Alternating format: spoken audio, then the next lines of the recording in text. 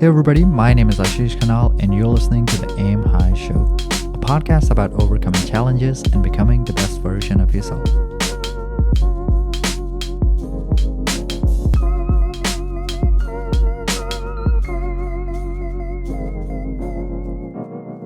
Hey everyone, welcome to the very first episode of the Aim High Show. My guest today is Raj Tamang. He's a family man, an engineer, and an entrepreneur. He came to US from Nepal in 2002 to pursue higher education and has worked as a structural engineer for a number of years before transitioning to business. He's someone that I look up to and has given me business advice in the past. He's one of those human beings that has this ultra growth mindset, always wanting to do more, always wanting to learn more, and I'm super excited to have him on the show. So without further ado, Raj Dai, welcome to the show. Thank you so much. Thank you, Ashish, for having me. And thank you for this opportunity to share some of the things I know for past 20 years in my professional career. So I'm very excited and good luck to you too. Thank you, Dai. Yeah. I have known you for quite some time. But for the audience, would you like to give a little background on who you are and what you do? Maybe we can start off there. Yeah, sure. So I came to US in 2002 to do my master's in engineering. So I did my bachelor's degree in civil engineering from Pulsar Engineering College, Kathmandu, right? In 2004, I found a job here in Virginia and Tyson Corner as a structural engineer where I applied for my H-1B. And after that, I'm in this field as a structural engineer in 2012 and 13. Around 2012, I started my own business career as a professional engineer and also as an entrepreneur. And also, let me go back to my family too. I have two Sure. kids Okay. and family. We live in South Riding, Virginia right now. Nice. I have an office in Fairfax. Okay. Uh, so, yeah. So this is something, that I find interesting, Dai, is that you came to US, to pursue higher education, and you did, structural engineering, and worked as a structural engineer for a number of years. So it's a very stable job. It's a very well paying job, and I believe you were in a managerial role in your past job. So can you explain like what sort of inspired you to get into business? Was that something that you always had in your mind, or what sort of inspired you to get into business? Because in our community, having that stable job is a big deal. So I don't see a lot of people making that transition. So maybe you can share, your thoughts and your inspirations. Yeah, sure. So, first of all, on my family background, we don't have anyone in the business, an entrepreneur. So, my dad is working in the government for many years. And that's our family background, right? Mm-hmm. But when I was in college, I never thought of doing my own business. But when I was in college in Nepal, I wanted to come to US. Somehow, I don't know what happened to my brain. When I Right. was in college, even the second year or third year, I had this that dream and vision that I want to go to US or somewhere in Europe or America. I want to pursue my higher educations. That was just my dream, but I didn't have any plans what I'm going to do after that. Mm-hmm. So when with that, goal and dream in my mind when I was in college, even after I completed my degree, so I started preparing for TOEFL and GRE, and I started communicating with and contacting with different universities here in the U.S. and Canada. So it took me about 2 years to get 2.5 years to get all that process and get accepted for my higher educations. So that's all that journey. I come here in 2002 to do my master's. So after completed my degree, I started my job. I didn't even think about doing a business still at that time in 2004. That time, job career in the US was not that great. And especially in the civil engineering field, it's not, IT was still good, but in the civil Mm-hmm. engineering field was not that great. So it was not easy to find a job, but I should say I was one of the lucky person graduate who found a job.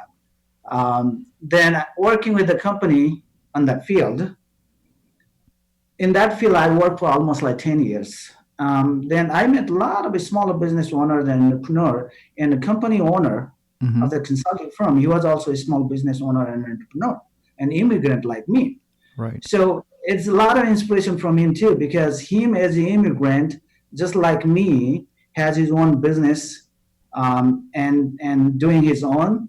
That was really inspiring for me. And one of the things advantage of working with a smaller company, which I see as a great advantage for me, who I am now, is that you are not just learning the technical aspect of it, Mm-hmm. you're also learning so much about the business, a person going to the meeting, dealing with the people, you know, how to handle the difficult situation, not just sit there doing engineering, but also you also learn about the business and other aspect of your life and professional career.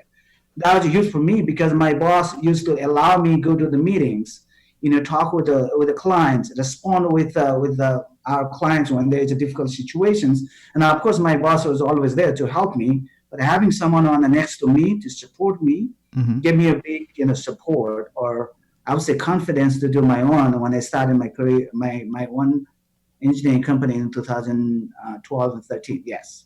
Right. And that was a minority owned business as well. That was also minority owned business owner, business just like us. Okay. Looking at those people and also meeting with those people, including my previous boss, that gave me inspiration to start my own. And I told my boss after 2 or 3 years working with him, I'm gonna have my own business down the road. I just want to let you know. I don't know it's gonna Yeah. be 1 year, 2 years down the road, Uh-huh. but it's gonna be I'll be working for myself down the road. And he understood because Right. of course that when you work for somebody else, you and you expect to work there for a long time, right? Right. And at the same time with the employer, they train you, they spend time and money for you to train Right. years, and they don't expect you to leave after you are fully trained, right? Right. They're hoping that probably you stay with them for a long time and help to grow the business. But I let him know I want to do it myself, but whatever I Mm-hmm. do down the road, that would be a lot of contributions. It comes from you because I learned from him. Right. But you said that to him while you were working, um, that you were going to start, 2, 3 years down the road, that you were going to have your own business. Is that Yeah. right? Okay. And was he Yes, I did. supportive? Was he supportive? Because, He did. we have this fear of like, don't tell your employer like anything about, branching out or you're leaving. So I'm assuming that you had a very good relationship with your employer.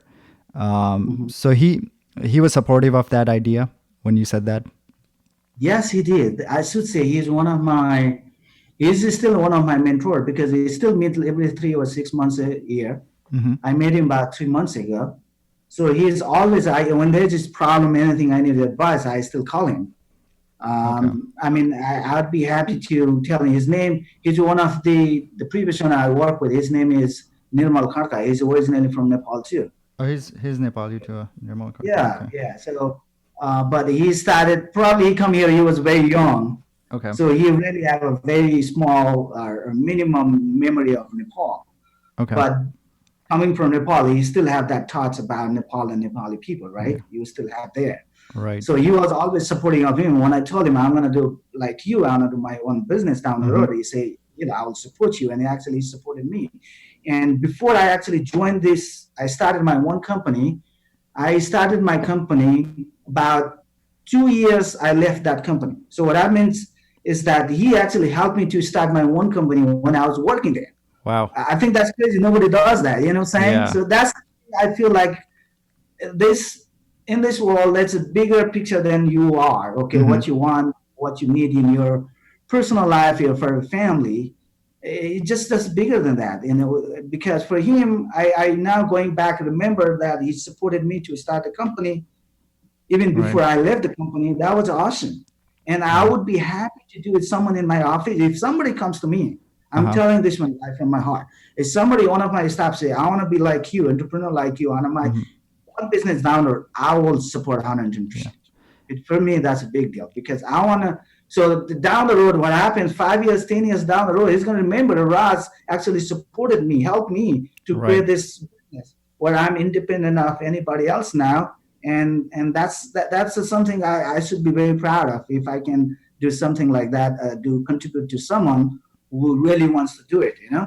Yeah, and I can vouch you for that because last year, I think it was almost a year and a half ago, I came to you, one of our mutual friends, Amit, because I was interested in, starting my own business, but I wasn't sure like what exactly that I wanted to do.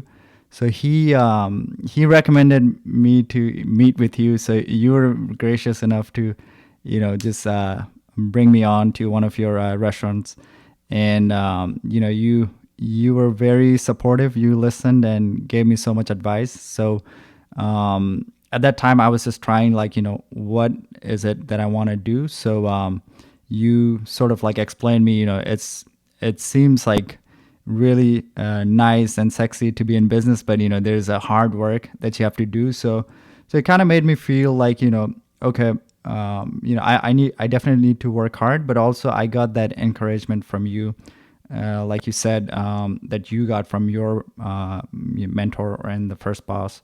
So and credit, I want to give you credit as well, because that conversation, did help me to start this podcast. So I want to thank you for that, and Well, I think thank you. you're doing great, helping the youth, as well as pretty much anyone who comes to you to for suggestions or any advice. So thank you for that, Day. I want to touch on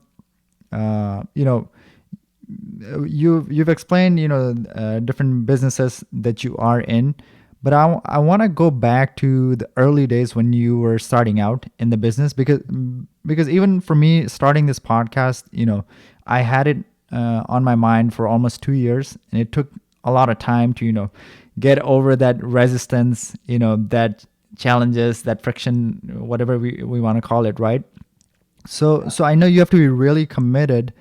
But I want to ask you, what were some of the early challenges that you faced before starting the business? Like you have to get out of your comfort zone. So if you can share some of those early challenges and how were you able to overcome them? Yeah, that's a very good question. That's a very good question. So one of the things I said to our new generations, now we have a lot of a big community of Nepalese American community in the U.S. now, Mm-hmm. and I always every opportunity I get this new generation, I try to encourage them to be entrepreneur, okay, risk taker, you know. So like I this is I said it to everybody. We have someone like Elon Musk, right? This guy come from South Yeah. Africa, and this guy is genius. I follow this guy, everywhere he goes and read all his books, and he's not a family guy, right? But this is something you have to think about. You have to sacrifice something. You can't have a balance. As somebody said it, a lot of people, if you read all the books, there is no balanced life.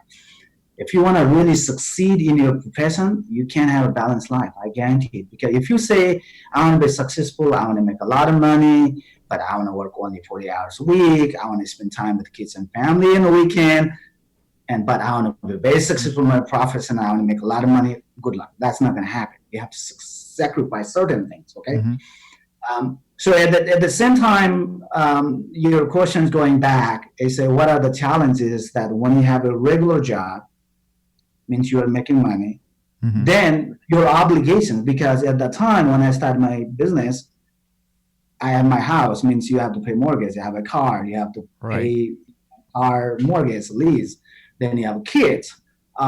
So all that bills and obligations is there. So a lot of people, including me, was a challenge is taking action, Mm-hmm. and that leap from Right. what you are now, Mm-hmm. like you said, the comfort level, and jump from there to do something else. That's the long thing. That's the thing is the biggest hurdle for everybody. Mm-hmm. But everybody is different. Like I said, having an entrepreneur or working for yourself, I'm not saying this is for everybody. Not. I'm Mm-hmm. telling you, this is not a cup of tea for everybody. Okay, it's not. But at the same time, I'm not saying that working for other is a bad thing. But you need to Okay. understand the pros and cons. Okay, if you Mm-hmm. work for people, you may just work for 40, 45 hours a week, you have a balanced life, then good luck, you will be working until you die, 80, 65, 80, 90 years old. Like Warren Buffett said, I mean, we know him, right? A financial genius. He said that if you don't find a way to make money when you're sleeping, Mm-hmm. you will be working until you die. The one thing it was a big for me is by going back quickly is that I take a risk. Okay, Mm-hmm. I'm a very big risk taker. Right. Especially now, still I take a risk. I think about it 15 years before. So Mm-hmm. I was very aggressive about it. And I said, when I come to US, I just come here as a student. I Mm-hmm. didn't bring any money. And whatever I did, I returned it, right? So Right. whatever I make here, it's the money I make here working hard like a crazy or with my vision or with my passion. And even if I lose it, it doesn't matter because I made it myself. And this is something I had a confidence on me is that even if I lost everything, Uh-huh. I knew that working somewhere, even working as cashier in Mm-hmm. retail, I Right. can pay my. What I'm hearing is like, especially like if somebody, is afraid to make that next leap, Mhm. I think from your experience, what you're saying is go for it, take the safety measures. If things don't pan out, you can come back and start again. Because I think people are, once they get to start making certain money, they're accustomed with certain lifestyle, which they don't want to give up. And then, for if you want to be an entrepreneur, you have to make those sacrifices to get to the next level.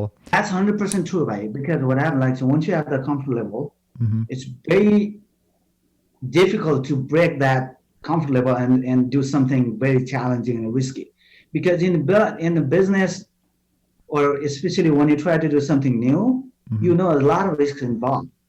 Right. And two things I'm going to share with you, with your audience, is that this is happens, and I learned in my beginning of my career is that people try to be prepared to take that leap. Okay, Mm-hmm. oh, I'm preparing now. Okay, I'm not ready. I'm almost there. I'm gonna do next year. I'll be Right. there. But you guess what? That next year never comes Perfect time because never we're comes. waiting. Because what happened is, oh my God, I'm not there. I don't want to leave my job. What Mm-hmm. happened if I don't make anything next year? Right. So they have that fear inside that Mm-hmm. that will always pull it down. And at the same time, oh, I'm not ready. Oh, because I don't have everything. I'm not mentally ready, physically ready, or I'm not financially ready. So that ready becomes not ready becomes your habit. And there's someone said to me that if we wait for the right time, there is no such a thing as the right time. You just have to do it and you learn in the process. But at the same time, you need to understand that you cannot just jump without doing nothing. Okay, you have to know at least by 25% and 50% of the business or something you're trying to do. The rest you explore, you learn along the way. Okay, but if you just prepare yourself or want to prepare yourself to know everything about this new opportunity, then you will be waiting forever. That's not going to happen.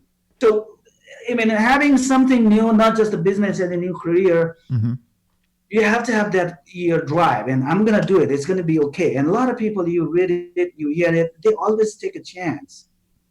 Right. And the most likely, there's a saying that if you put 110% to it, most likely you're going to fail.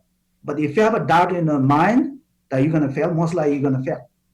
So Yeah. that is saying that if you do 110%, you are so confident you're gonna do it. Most likely, you will succeed. So that's Having what that. the drive and like 110% dive into it. Okay, don't have any doubt into it, and most likely you'll make it. And a main problem what happens is something I learned in my career that a regular person like you and me, you try one time, two times, right? Then that's it. Mm-hmm. They give up, right? Oh, this is too much. We can't do it. The problem is not that. It's just that we don't have the patience and consistency, right? By you and me know the Thomas Edison. How many times he tried to make that bulb? Yeah. 1,000 times. Over 1,000 times. Yeah, I've heard that Think story. about this. And who tries 1,000 times? You and me would never try 1,000 times. Even two or three times we give up.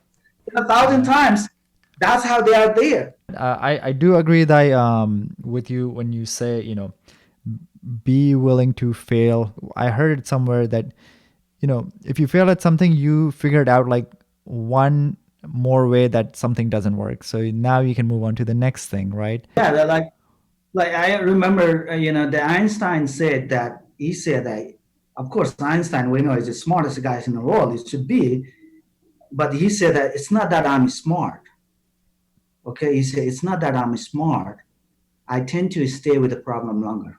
Difference between those people who actually take action and become successful and Mm-hmm. those people who just have that vision and dream but they don't take action, it's called a why. There's one book, I think I told you before, it started with why. Oh yeah, It yeah. started Simon Sinek, right? Simon Yeah, Sinek. yeah, That guy is yeah. great, He's awesome guy. great. I Yeah. read, yeah, that book actually changed my life. I read like 5 years ago or 4 years ago. Mm-hmm. Now every time I go to business meetings and do introductions and anything I Mm-hmm. write, that book has a big influence on me. Okay, that's I digress.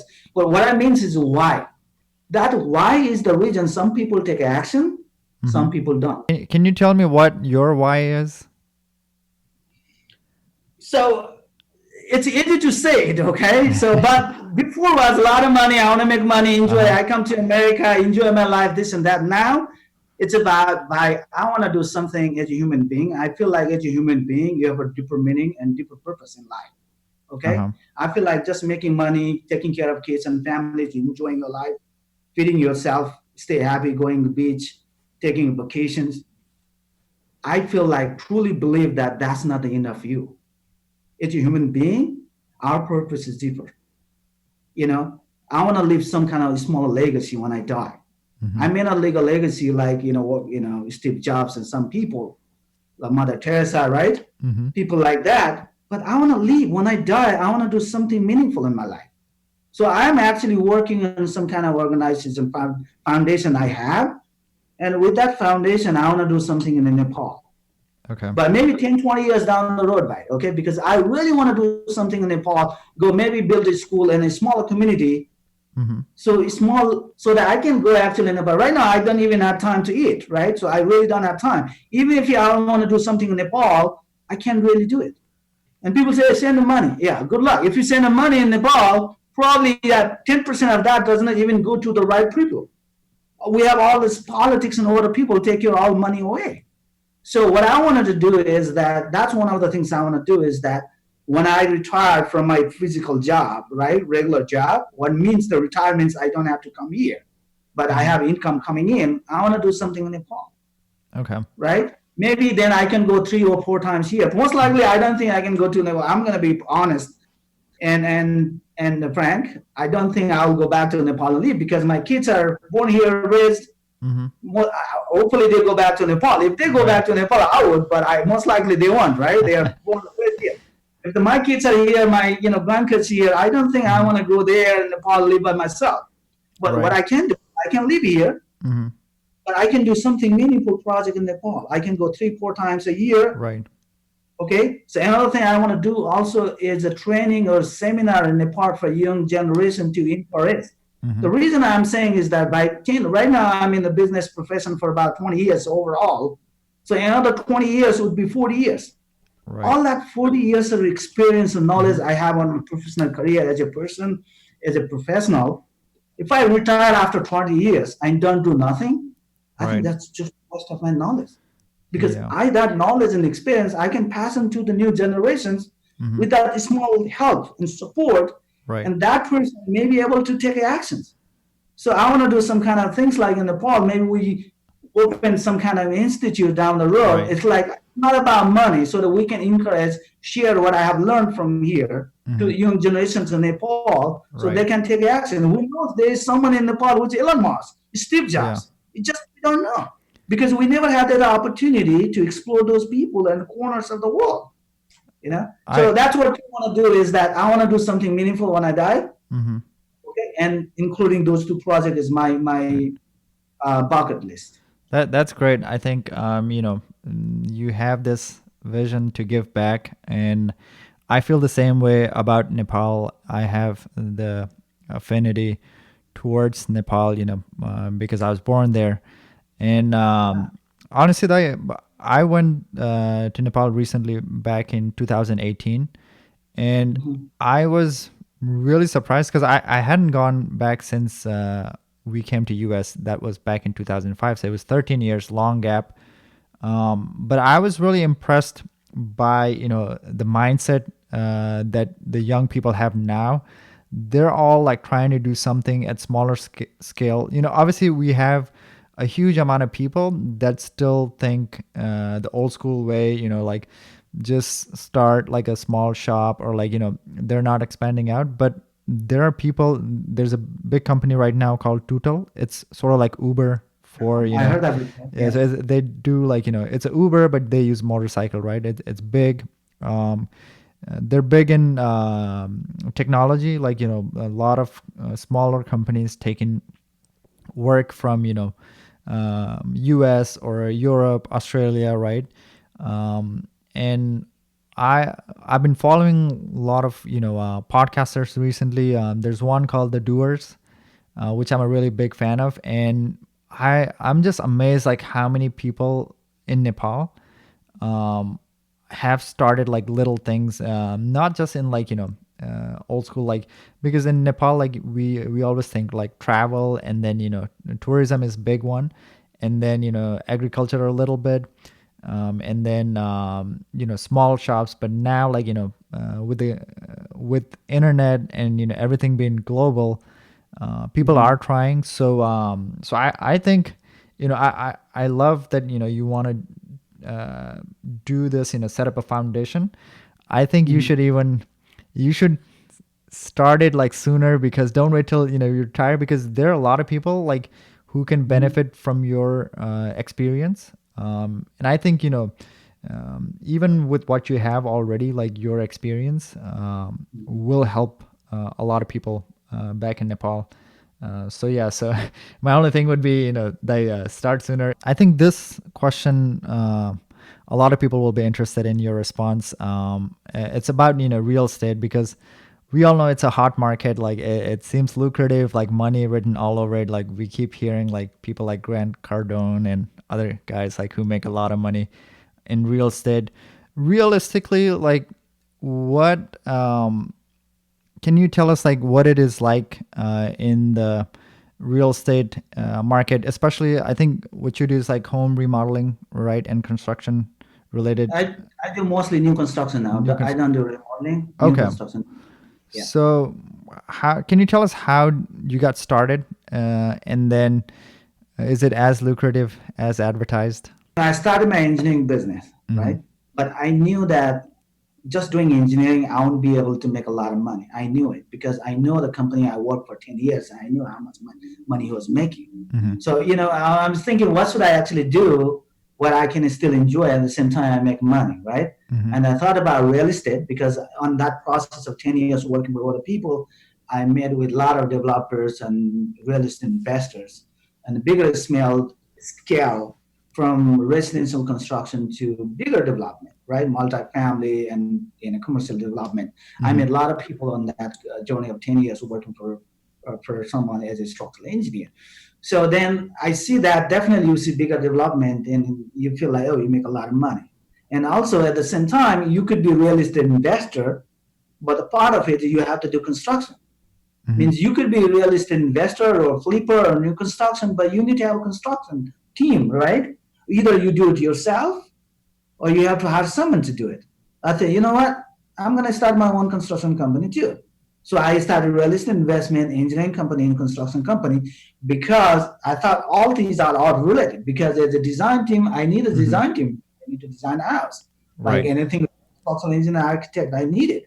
So then what happened? I need to do real estate investment where I have some partners who will bring money. Because of course at the beginning there is no money. You have to find money, right? A lot of this other investor, Robert Kiyosaki and Cardone on 10x rule, all of them, they said you have to start using other people's money because you don't have money, right? Mm-hmm. How are you going to make money? You can't just make money from nowhere. You need money a little bit to start. So you have to start working with some of the investors who have money, right? So with that team, I started a real estate investment group Mm-hmm. and I had my own construction company. So when there's a construction through the real estate investment, I use my construction company to do the work. So with the construction at the beginning, I started doing renovating projects, and now I grew up to the new constructions. You said something about, reaching out to investors, right? Because right from the get go, you a lot of people don't have that sort of, money. So can you tell me like how you approach it, or how do you initiate those type of conversation? Because for them, you come up as a newcomer, so um, you haven't proven, or maybe in your case you might have had some background because of the structural engineering. Yes. But can you tell us like what the process is like to reach out to investors and how you convince them? So that's a very good question, right? At the beginning, when you start, nobody is Donald Trump that your dad will give you millions of dollars to start a business, right? Okay. But somebody start from a lot of it, other businesses, investors, they started from zero, you Mm-hmm. know. And believe it or not, I don't know how much the millionaires, majority of the millionaires is around the world is from real estate. And I truly believe it because real estate, the reason it's there, the land is there. Okay, Yeah. it will not go. It's not like IT or software. You just have this value, and we don't know where it is. Your company is valued to $10 billion, but we don't know where it is, right? But in real estate, your company is valued $10 billion. It's there. Your building is there. Your land is there. So it's a physical. Mm-hmm. And also, and what happens in real estate is, even though, of course, real estate is up and down, it's like 10 or 15-year circle. That's the way it is. Always go up and down. Okay. So, but you have to think about it. Either you go up or down, your land is still there. Right. It's not going anywhere. It's Okay. tangible. Yeah. It's very tangible. Exactly. That's the word I was looking for. Yeah, it's very tangible. And also, what happened in a recession, maybe the value of the land will go down. What happens 10 years down, it's going to come back because not there. So that's why I was really impressed with me on real estate investment. And of course, if you do right, you make money. Of course, you make money, right? Mm-hmm. If you don't make money, how come there's so many people, millionaires from real estate investors? So what I'm saying is, so like, I was going back to what you said about how you started or how you convinced because you don't have the money, Yeah. right? I was trying to say, yes, real estate, the reason I like real estate is it's tangible, it's there. Mm-hmm. And I'll share with you one thing. I don't know if you heard that before. McDonald, right? Recruit. We Right. know him, right? Recruit. So one time, what do you think about the McDonald? We say, what kind of business it is in? Of course, it's sandwich and burger, Food. right? Yeah. Of course, in McDonald everywhere around the world. But what he said one time, we don't have really elaborate. One time when he spoke in the university to the students, and he asked everybody, Mm-hmm. what do you think I'm in the business with? In business in? What is the business McDonald is in? Everybody say, yeah, hamburger, burger, right? Sandwich. What are you talking about? Yeah. He said, what do you think he said? The Same. business of real estate. Why? The Yeah. McDonald is everywhere in the prime location in city. Mm-hmm. Where you have the prime location in city intersection is the most expensive land in the world, right? Of course, in the neighborhood. So he said, no, we are in the business of real estate. Okay. So that's all those things that reading and listening, I really believe that real estate is more stable and long lasting, the business, right? So that's what that inspired me. And I approach some of the people I know, okay, I'm trying to do real estate investment.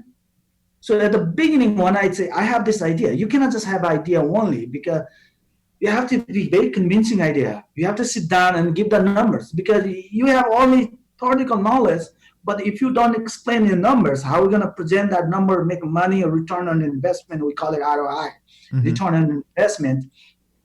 People are not going to believe it. If you just say, I'll give you $100,000, I'll give you $20,000 in 1 year, give me money, I'll invest in real estate. Most likely, I don't think anybody will give you money. I have to prove it, right? Mm-hmm. So when I did it, I had all the numbers from, let's say, if I have this project, it's gonna cost me, let's say 20,000, let's say 300,000 to buy a house, old house, Mm-hmm. okay, and maybe another $50,000 to the renovations, and 200. Now total cost is what? 200,000 to buy a house, $50,000 renovation cost. That's $250,000, Mm-hmm. right? There would be closing costs and this and that, another $20,000. Let's say $270,000 is your initial investment, right? And after you do renovation in 2 months, then maybe you can sell for $350,000. Yeah. So Right? straight And up that you have like 100K profit. $70,000. Yeah. You have to have the all expression calculation. That you Right. don't get that 70,000 either because when you Mm-hmm. sell, you have to pay a real estate agent fee like 4.5%, 5% of Right. the sale value. So all that after that, I created all the spaces. I have that. I Mm-hmm. created myself. Right. And after that, every year I refine. So when I have a deal, Mm-hmm. I plug in, I exactly know how much I want to pay for that Right. property is profit. You have to do the same thing. If you don't have the number, you can't really do the business, right? So Right. again, you also projecting, okay, after I do all this renovation, I would be able to sell for 350. Mm-hmm. Of course, that you may be 340 or 360 or even 320 sometimes. Even sometimes you lose. I make 100,000 2 years ago in renovation. I lost by $75,000. But that's the part of the game. Mm-hmm. If you were discouraged with that Right. failure, but what happened? Maybe I have three projects. One of them or lost $75,000. Maybe other ones I make 150. It's $300,000, right? Yeah. But if I don't do three, if I do only one, then I lost it. If you Yeah. look at it, Yeah. so you always look at the cup. For me, I always look at the cup half full. Okay, Mm-hmm. because people, what happens is by when they start in a business, they always start thinking with half empty cup. You start thinking about the negative things, how your business, your new endeavor can go down. Okay, Mm-hmm. you already Yeah. started with a negative mindset, you never get there. So Right. I'm telling you that you should be also aware of those failures, the things that may happen to you, but always start with the positivity. Okay, with this one, what can actually happen? If it happens, this is what you get. Then you get there. But most of the people I say they always start with why it can't work. Okay, does that make sense? Yep. Most of the people always start with why it didn't work. And Yeah. that's why now they hung out with why it can work. They Yep. cannot convince themselves now that hey, this is the viable business or your endeavor or partnership because you already started with the negative mindset. Right. But if you already started a positive mindset, hey, if I do this and may happen, this is what can happen. This is what I can do. You Mm-hmm. also be creative also. And real estate also that you have to a little bit creative. When that Yeah. creativity, if you go look at the old house, the tear down house, you'll be depressed. This is old house. What the hell you can Yeah. do with the house? But if you look at that old house, you won't be able to do the new project. You have to see that, envision on that old house on the lot, what you can build. If I build it, what I can sell it for. That's what you have to go for. Right. Okay? It's not what it is. You have to look for what it can Mm-hmm. be. And then I think you can succeed and get the result. So, you did you like had like mentors who taught you like at the beginning how to like do these calculations and like um, show the right stuff to the investors, or how did you I learn like? That's a good point. When I started 2011, 12, I didn't know anybody, to be honest. I just wanted to start. Mhm. So one of the things is in anywhere in US, there is a group called Realist Investors Group Association. It's everywhere. Okay. In this area, I know a lot of people now. Real estate investors group. Those are the free group. You just go networking group. Mhm. In the beginning, I for 2 years, I go like 2 or 3 times a week and they are always after work because most of these investors they want to meet Mhm. with the professional all that after work like after 6 o'clock and Right. until 8 9 o'clock, so 2 3 hours a day in the evening. I did that for a long time, but at least for 2 3 years. Mhm. What that helped me is that helped me to connect with other investors, Right. okay, to learn from them. And also I did some training. I paid a lot of money. I don't think I have to because I didn't have anything, but there's something your education something sometimes you have to willing to pay for educations, okay, because you Mhm. learn it. Right. People think, oh, I want to pay $2,000 for this education class. They're looking at $2,000, but if you invest $2,000, you may be getting $50,000 in return in 6 months. People don't pay attention. Or what happened is that if you don't have that training and you're trying to learn by yourself, maybe it takes 2 years to learn it. Mhm. What happened? I pay $10,000. I learned something in 3 months. Which one is better? Right. You know what I'm saying? To me, that $10,000, if I have $10,000, I can manage that $10,000. I'd Yeah. rather pay $10,000 and Yeah. learn everything in 2 months or 3 months, and rather wait for 3 years or 2 years. Yeah. I. That's the thing in learning from the right people. I didn't have a lot of mentors, so at the beginning of career, of course. Now I do work Mhm. with some of the other investors and bigger developers, and they are my partners. I mean, I'm a very small guy in their comparison, but they are my partner, the mentor too, because they know they've been doing this for many years. When there's opportunity, we go and listen to them, and we ask any questions if we have anything about our ideas. We always ask them, and they've been very nice to give us an idea and advice on it. But you don't get that at the beginning. You can't just say, hey, I'm trying to learn it. Can you Right. mentor me? The problem is those people are so busy, they don't have time to mentor you. Right. You know what I'm saying? So at the beginning, what I did is all those professional networking, I then I offered them, hey, can I take your 15, 20 minutes some other day? And we can maybe take you for lunch. Okay? Or maybe for the breakfast or coffee. So, and if you just do that, anybody will give you time, 15, 20 minutes. Okay? Right. So you have to have that courage to ask. Can you please ask? Can you please help me? And they would be, okay, I'm trying to learning, and can you help me like 15, 20 minutes? Okay, then they may be okay. Maybe give me a call. Can I talk to you for 15, 20 minutes? Advice. This is a dilemma I have. But this is also, but I have no idea how to start. Give me 15 minutes. They're not going to help you. Obviously, this guy doesn't know nothing. I don't have time to teach God. But at least you have to be a little bit specific, okay? Yeah. Do your homework and be specific. And It did. most importantly, ask the question, because if you don't ask, right, then you never know, right? Because the worst thing that you can hear is no, right? And you move on to the next person who might be able to help you. But that's the thing. It's important to ask. In real estate, and not only business, it's something I learned in real estate. You have to be comfortable to be uncomfortable. Okay, that applies anywhere too. But something I learned in real estate is called you have to be comfortable to be uncomfortable. That means you have to be comfortable to ask questions to people. Okay, so like you say, if you ask someone, if he say no, that's okay. Ask this another person. Don't take it personally. Maybe that guy is too busy. But also, if you never ask, you never know, right? Right. Same thing when I negotiate on price. Now I'm learning for the last 10 years. But when I have a deal in real estate, when I negotiate, I exactly know how to do it. You don't know it. That's learning over time. So when I do it with the people, like homeowners, sometimes they are living on the house for 20 years, 40 years. When you negotiate the price with the homeowner, you have to be very careful because they are living in the house for 40 years. They have this emotional attachment with the house that when you try to go and try to downgrade the value of their house, they will be very personal to you. Right. You never say, oh, you go and ask them how much you're trying to sell for. Let's say, okay, I'm going to sell this house for $800,000, right? You do all the calculations. If you pay $800,000, you don't make a profit. So you want to make like $750,000, right? But if you go and tell him, no, I'll pay $750,000, it's going to be, get the hell out of my house. Like, why you disrespect me like this? This is my house, Find somebody else. That's not how you approach. You have to be very personal. When I say 50,000 less, I give them a reason.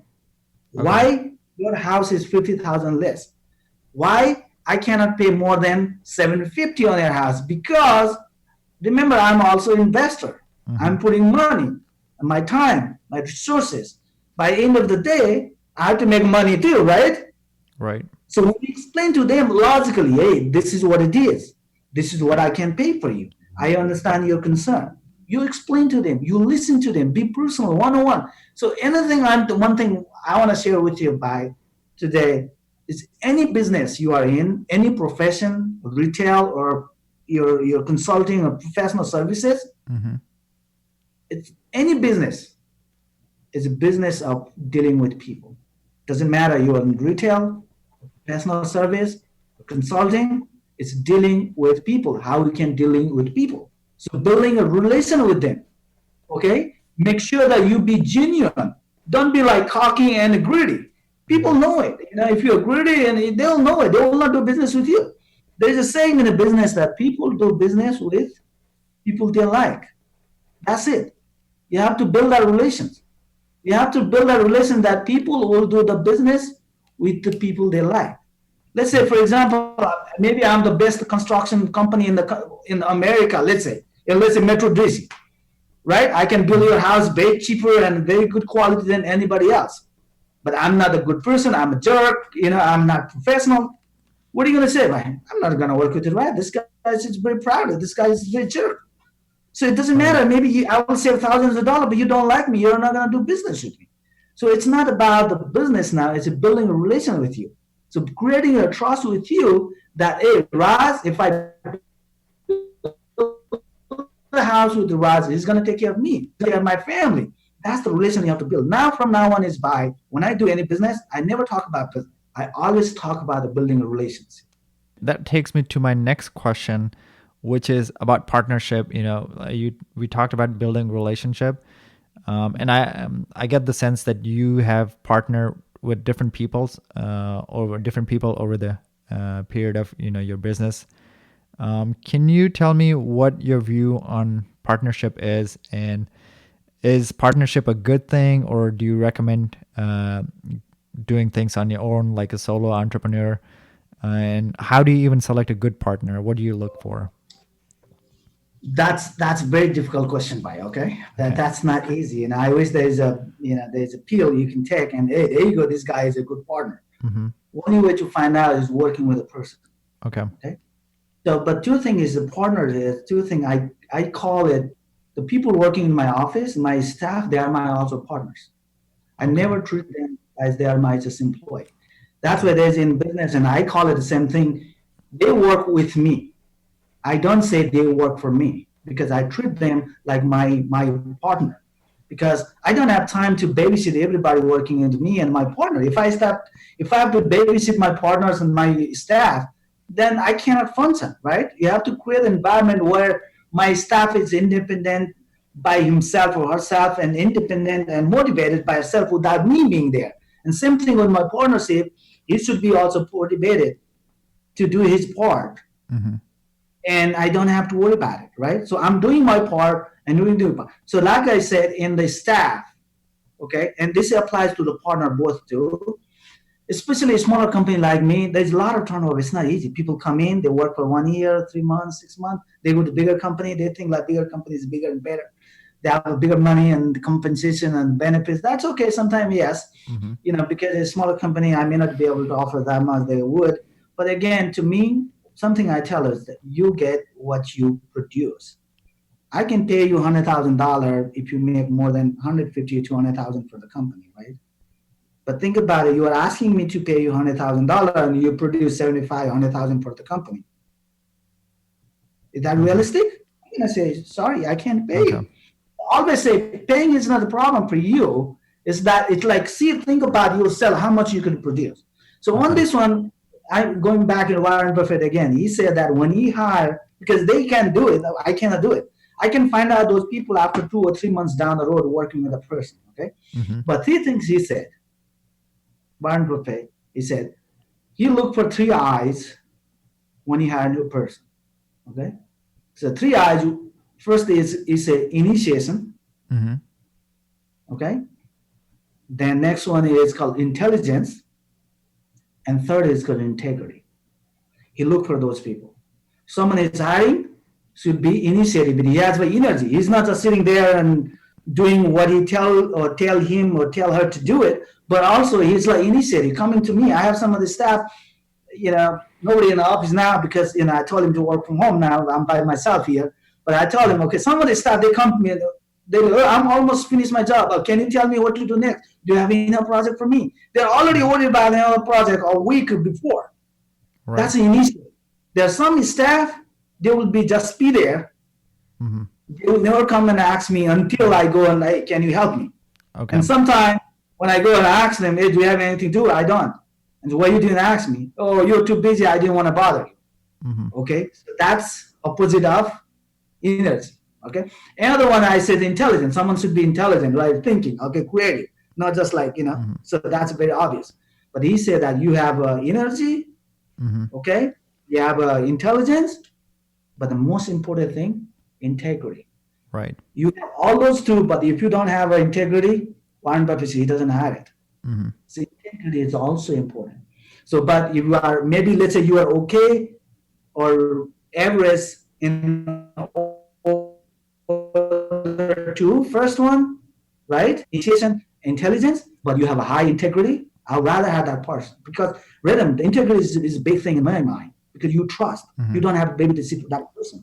And Right. integrity, that goes also on the business partner too. That's what something I look for in the business partner. Like I said at the beginning, I just did partnership with anyone when I see opportunity. Now I say if I have a new opportunity, a new partner, I don't do it just because there is a money making Mm-hmm.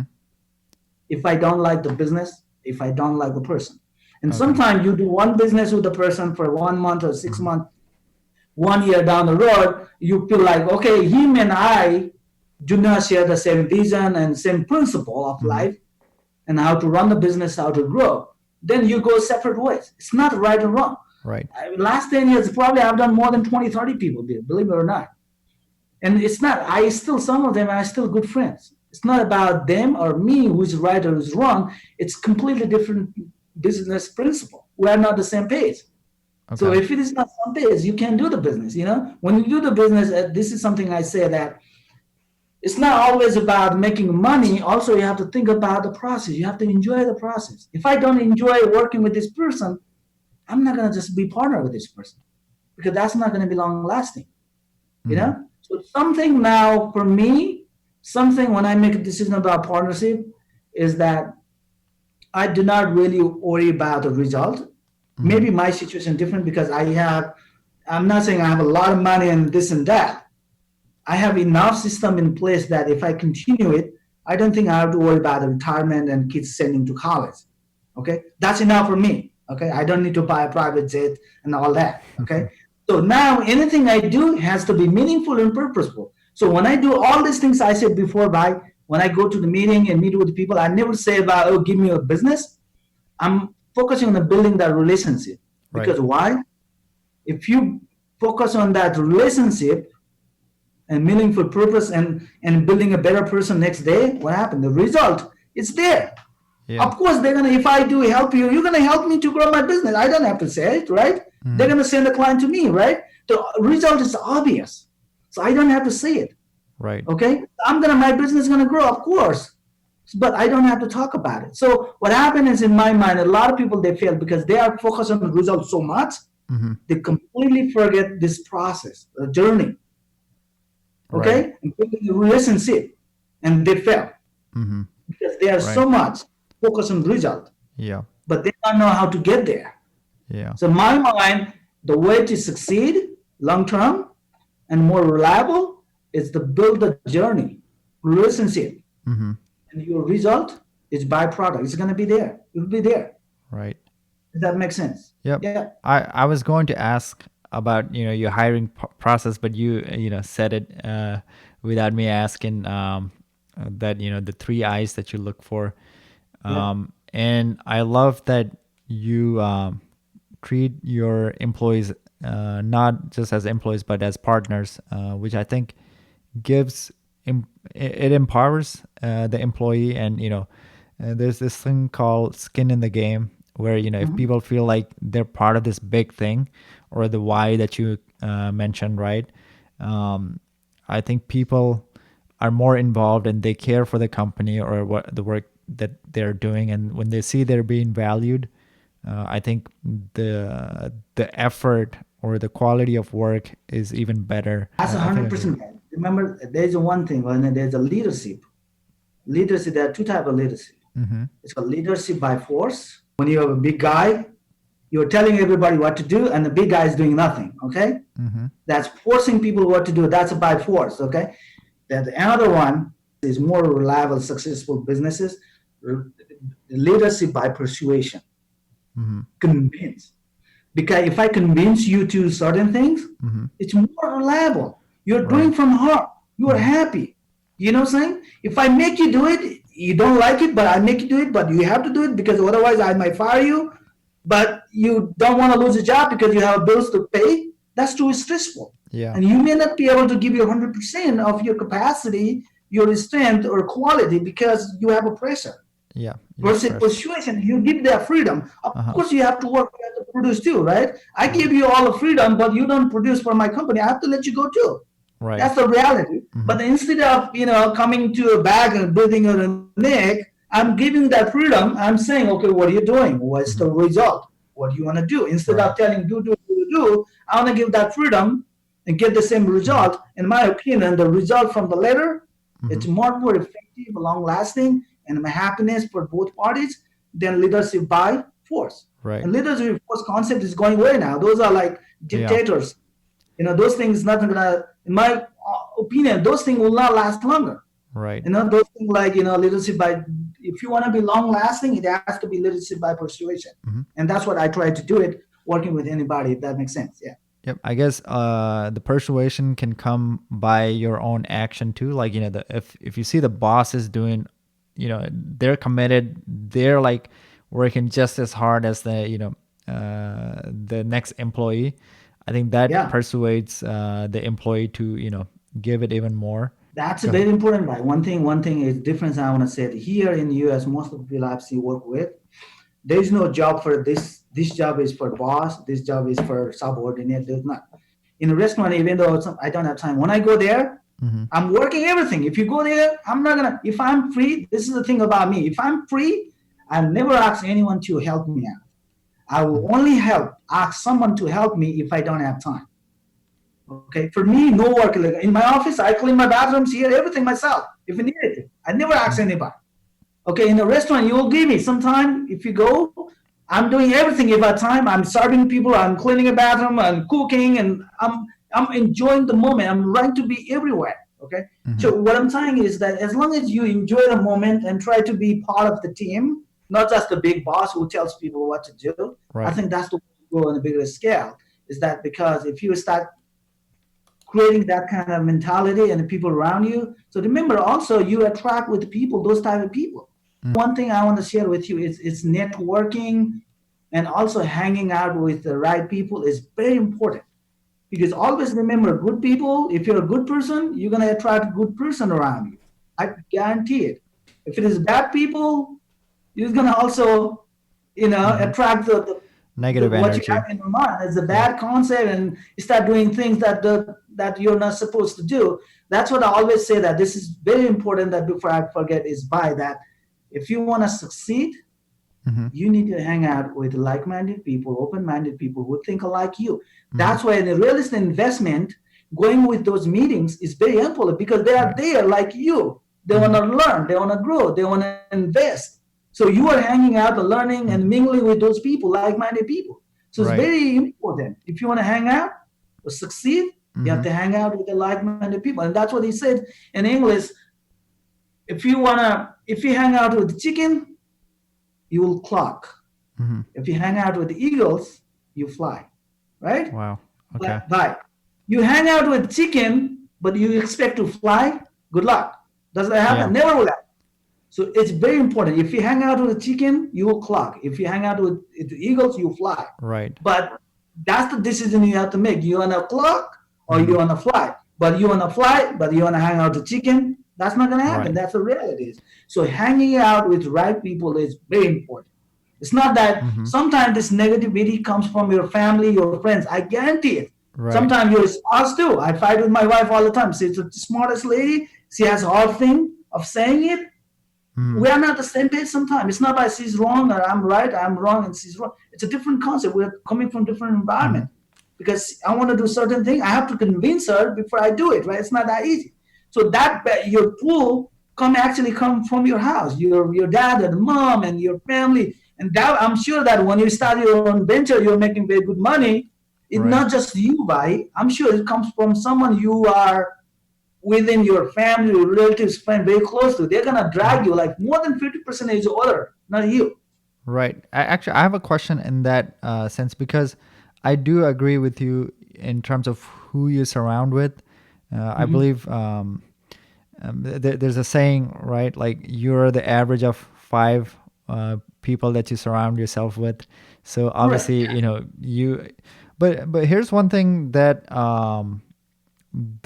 sometimes I feel and I struggle with is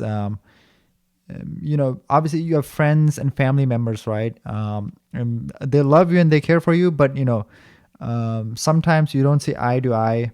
And I don't mean that in a negative way, but I mean like, they just don't get what you're trying to do. So is there a right way to like, um, sort of like respectfully, you know, say like, you're going in this direction, or like, if you keep getting the negative energy, how do you like, slowly branch yourself out? Like, because I feel like it's hard. Like you have friends like that you've known for years, or family members, and you don't want to upset them, but I do find it like, very draining, because you're already focusing on your business and you're Yeah. putting a lot of energy, and then you don't want to hear like the same negative, like, it's gonna fail, don't try this. So how do you deal with that, like, if you want to share anything? In my opinion, I'm not even there like 20% of what I want to do. I know I'm also victim of it, but I try to avoid. I keep in mind, okay, this is something that could be, if you start fighting back with those things, then you really don't have to focus on what you're supposed to do because you're fighting back. It's Hmm. the best way to run away from it. You have to. Because what happened, are you trying to go and convince that person?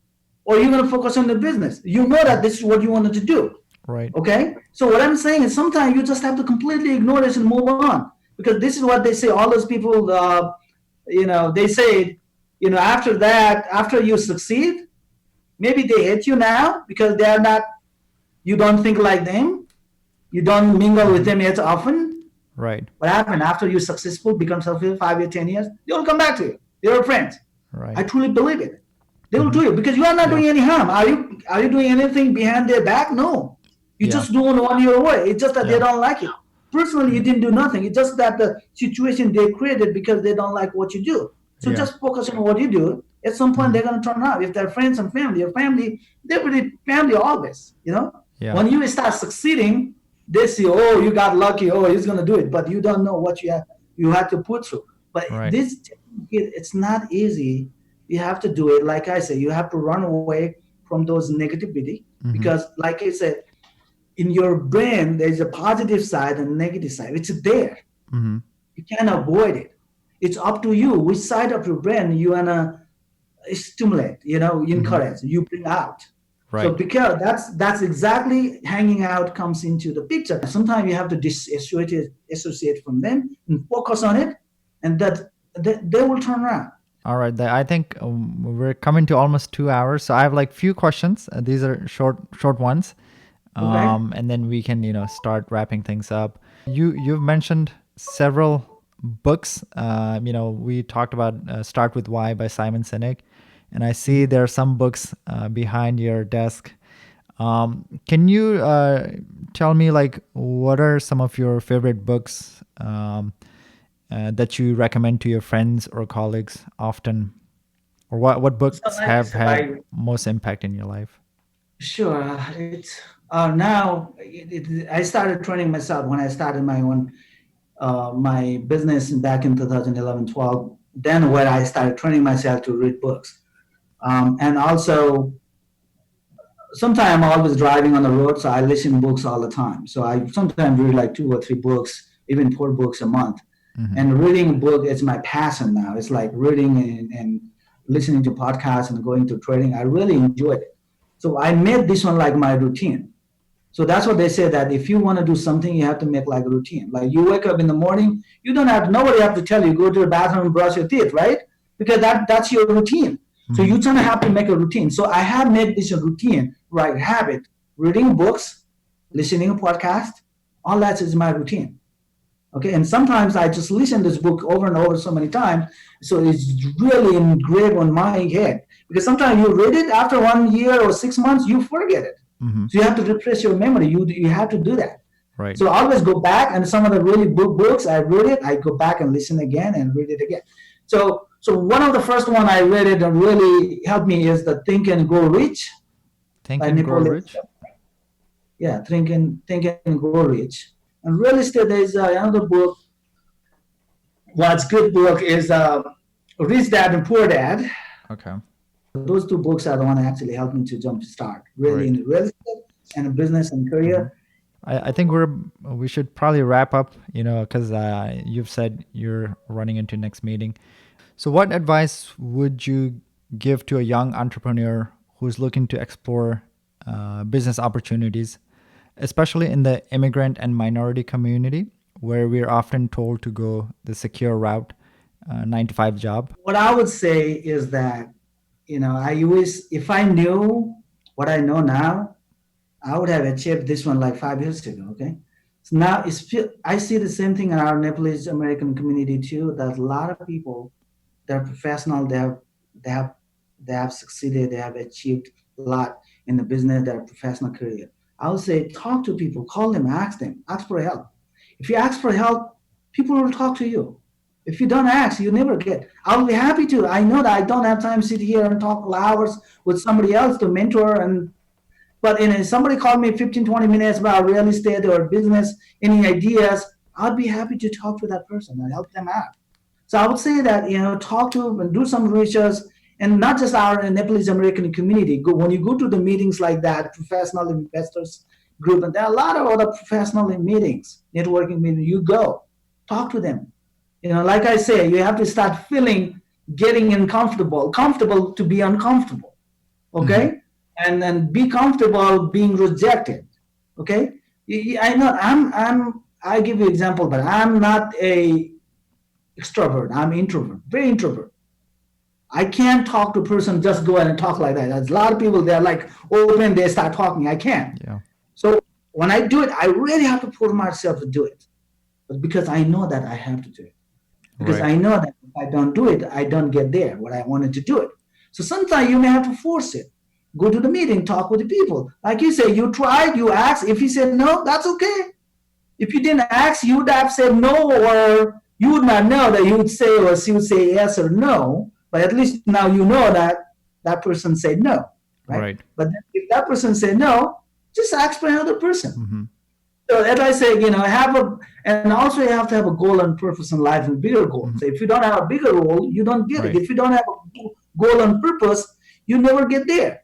Mm-hmm. Like I say, you want to be rich and successful, you have a dream and you make a plan. Right. But if you don't have a dream, you never get there. So at least you have to have dream, passion, what you want to do, and you start working on it, how you want to get there. Because as I say, the goal is important. Okay, at the same time, the process is more important because process is the one that will take you there. Like I Mm-hmm. said before, I don't know if you remember, you want to go to New York.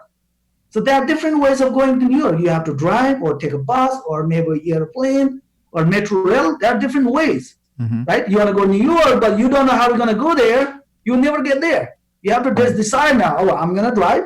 It's Yeah. going to take 5 hours, 6 hours, or if I plane, maybe 2 hours or 3 hours.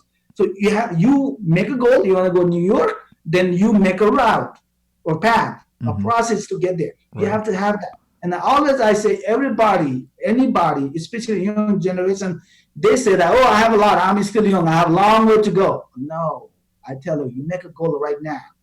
You have to have a goal and purpose in life. And someone told me it's very important. If you don't have a goal and purpose in life, it's like you are driving on the road, Mm-hmm. but you don't know where you're going. Right. That's not right, right? And You are driving on the road, right. you are not going anywhere. So you have to have a goal and purpose. Mm-hmm. So it's easy to get there, in my mind. Yes. Well, I quickly want to ask because um, I feel like your experience definitely has, taught you a lot. Now you're clear about your goals. But for young people, right, when you're starting, you're not sure about the goals. So I see a lot of people, even I struggled early on when I was, in high school, college. I just didn't had any idea about like what I wanted to do. So how would you suggest, someone to like sort of explore? I feel like, you have to try like when you're young 10, 15 different things, and then you figure out like what you like, this is like where your heart is at. But do you have any suggestion to young people, especially like who are not there yet, or who haven't figured out like what would be the right way to get to finding the path or the goal?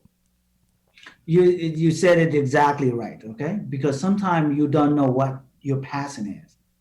You sometimes have to try 2 or 3, 4, 5 different things to find your passion. And I learned this one. I used to think, okay, I don't have time to do all the things. But like sometimes you don't know what your passion is. You don't.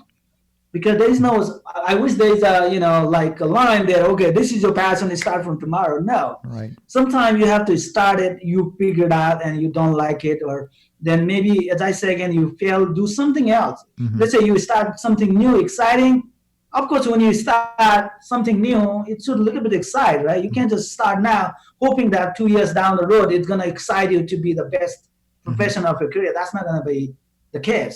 But at Right. least when you start something new, you have to have something that excited about. Mm-hmm. And after 6 months, 1 year, 2 years, you find out that this is what you want to do the rest of your life. If not, do something else, of course. But if you really don't like it, you hate it, don't do it. Right. Okay, did something else, because otherwise it's not gonna really help you, because it would be job now, because Right. you are not really producing, you are not achieving your goal, Mm-hmm. what is supposed to goal is, and what it's supposed to be at the end, Mm-hmm. and how you started with that intention at the beginning, because now you don't like it. And Right. also ask people, okay, a lot of, don't scared of asking people. Mm-hmm. Okay, one thing is that a lot of people take advice. You have to listen to people who have done it before. This is something I said before. You have to ask the right person. You need to know who to ask. If you Mm-hmm. want to know about the financial investment, I would rather ask you someone who has done the work, investment, and failed, Mm-hmm. who has no college degree, than someone who has like a PhD degree in finance, Mm-hmm. who has not done nothing. That's just theoretical knowledge. That will not Right. take you anywhere. I would rather ask someone who has done it and failed, no degree, Mm-hmm. but has a practical knowledge Wow. and experience, than someone has only college degree on your theoretical knowledge. Knowledge is only potential power. Mm-hmm. If you don't use that power, that's just the potential. It's not really bringing any value. So Right. that's why in the now generation, you listen to by all these big corporations, they're saying that degree is not a requirement to get a job. Mm-hmm. They say the experience, the culture, integrity, how you work, the learning, saying initiation, like 3 I's I was talking about. Right. They look for those 3 items, then college degree now. I'm not encouraging you to be a college dropout, but what I'm saying is that college degree is not a requirement Mm-hmm. to succeed. Right. So before we wrap up, Dai, do you want to share about the real estate company or the restaurants that you have, so people, if they want to check it out, or if they're considering doing like remodeling, so they can they know, like somebody knows his stuff, and or they can, probably restaurants after quarantine they can check out, but feel free to share that information if you want to. Yeah, so I have a few places, but one we have in Fairfax, Virginia, Tandoori Nights of Fairfax. Mm-hmm. We are reopened for dining now. Of course, we're closed for months. Right. We're reopened. It's like Indian, Nepalese cuisine, Okay. but we have like 200, 300 people capacity dining hall. So dining hall is, of course, dead. Nobody coming there for private events. Right. But we are open for dining and carry out. Okay. I have a construction company, Green Valley Custom Builders. Okay. Okay, and the website is greenvalleycustombuilders.com. Okay. So Okay. I don't have everything there, but if you go to the website, you will see some Mhm. of the projects we have Yeah. done, what you Right. and exactly. So you Yeah. can there. We have a phone number, email address. You could Mhm. if you Right. have one of yours, they have interest on it, they can call me or email me. I'll be happy to answer as soon as I can. So Dai, I really appreciate this conversation with you. Before I say this, do you have any last words or anything that you want to say that we might not have covered? No, this is good, Bhai. I Okay. think first of all, thanks for doing this, and I'd say good luck. And we should do something like this, like you say, our young generation. I say every opportunity I get, I encourage young generation to be Mm-hmm. entrepreneur, do something new, challenging. I'm not saying that working for other people is wrong, but entrepreneurship, being an entrepreneur of yourself or boss of yourself, has certain pros and cons and flexibility of time. Like for me, even though I have to work hard, but I can leave anytime. I'm tired, I can go. I don't have to ask anybody. Okay, but Right. I'm saying that certain benefits and there's and the disadvantage. You may have to work a lot of hours at the beginning of a career or establishment. But I would say young generation like you guys should do something. Not just Mhm. do worry about paying the bills and making money, but something challenging. Mhm. So that you can create some impactful, meaningful purpose or result, down the road for yourself, for the community, And you could be also example for somebody else, for other people. Sometimes you need a leader example. You know, you have Right. to lead by example, right? Like one thing I can tell you, by at the end I have to go, is that our society is so trained to be successful. Starting from our house, our kids, our parents, your dad and mom, they always encourage you to be successful. If you fail, they are not happy with you. They discourage you. Yeah. Okay? And as if failure is the end of the world. So we are trained in our mind in such a way that failure is a bad thing. No. Failure is a very good thing. I tell you why, because failure will make you learn something and move on. If you fail and sleep and die, that's a bad thing. But if you fail, you succeed, you learn, you move on, that's a very good thing. So Right. we should train ourselves, especially young generations, everybody, we should train ourselves to fail and fail and used to the fail. Because that 1,000 times Thomas Edison, remember, he's used to the fail. But Right. for us, we're not comfortable with 1,000 fail because we are not trained to fail. Our society has not trained us to fail. Be comfortable with the failure. So with one or two failure, we're really depressed. It's like end of the world. So you have to train yourself. It's okay. You move on. There's one thing I'll tell you quickly. There's a lady. Her name is Sarah Berkeley. Do you know that lady, Sarah Berkeley? Sarah Berkeley. She is the first billionaire in She the one who U.S. found Spanx, the Spanx. There you go. okay, leggings. Okay? Yeah, yeah, I've heard of her. Yeah. Exactly. What she said is that she tried so many businesses and she failed. And finally she has a spec and she's a billionaire. So Right. what happened? And somebody asked in an interview, how are you so comfortable with the failure? You try like 25, 30 times, you just like Egypt, nothing happened, you move on. Right. And this is what is in his house every week, her and her brother, there are two kids. And when they come to the house and at dinner time, Yeah. his dad would ask them, did you fail today? Wow. That's powerful.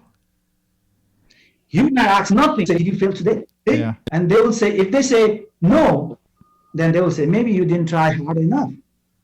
Wow. So what she said in her mind, failure is a part of life. It's not a big deal. We should fail. Right. So her dad encouraged them to fail. So for them, they try, fail. It's not a normal thing. For us, in our mentality or our society, failure is a bad thing. So we have to get used to it, getting failure, and move on. Right. Get up, move on. So that's what I say. Okay, read a lot of books, guys. Listen to, open mind, networking, and do something new. Find some mentor. Even if you don't find it, don't be depressed or dejected. Okay, I'm telling you, you have to keep doing it. You have to start. You know, always there should be one icebreaker. Maybe you don't find it, but that's okay. That should not be a reason for you to stop something new or exciting that you like to do it. Right. That's what I was saying. Right. Dai, thank you so much for coming to the show today. I really enjoyed this conversation with you and have definitely learned a lot. And you've been someone who has always encouraged people to try and do difficult things and overcome challenges.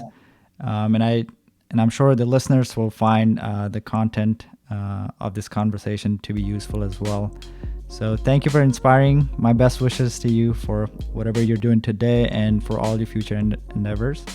And hopefully we can do a second round sometime in the future. Yeah, I hope so, man. Thank you so much again. I'm very excited and thrilled, and good luck to you again, okay? All right. Thank you, Dai. Hey guys, before we part ways, I want to thank you for tuning in today. If you found this content useful, please subscribe to this channel. It'll help the channel grow and also help others find the podcast as well. You can also follow the podcast on Instagram at The Aim High Show. It's spelled TheAimHighShow. Feel free to say hello or let me know what you think of the podcast. Once again, thank you for listening. Until next time, take care.